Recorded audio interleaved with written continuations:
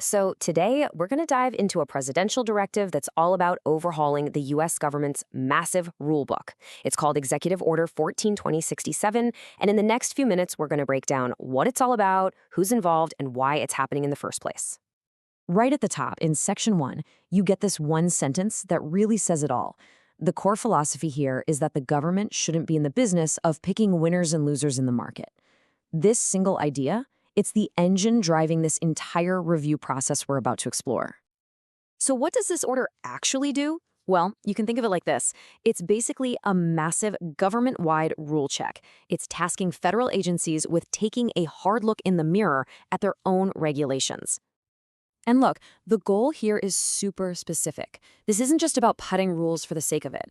The whole point is to find and get rid of regulations that are acting as roadblocks, anything that's killing competition, making it harder for startups, or just slowing down innovation. Okay, so that begs the question, right? What are they actually looking for?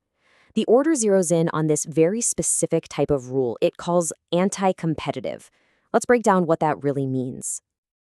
So, an anti-competitive rule is really anything that kind of puts a thumb on the scale. It might be a regulation that protects big, established companies from new challengers, or maybe one that creates so much red tape that a new business just can't get off the ground.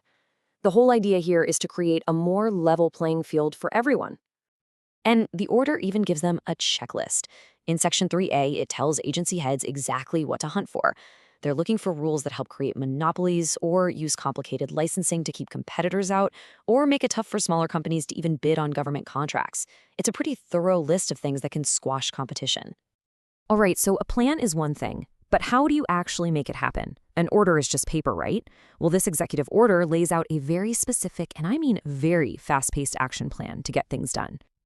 The clock starts ticking like right away. In just 10 days, the whole process is opened up for public comment.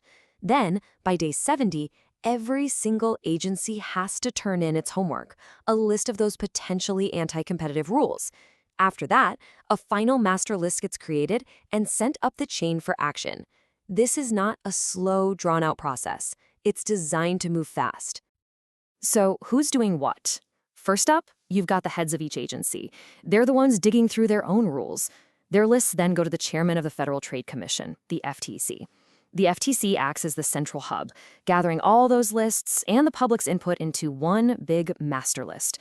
Finally, that master list lands on the desk of the Director of the Office of Management and Budget, the OMB, and they're the ones who decide which changes actually move forward.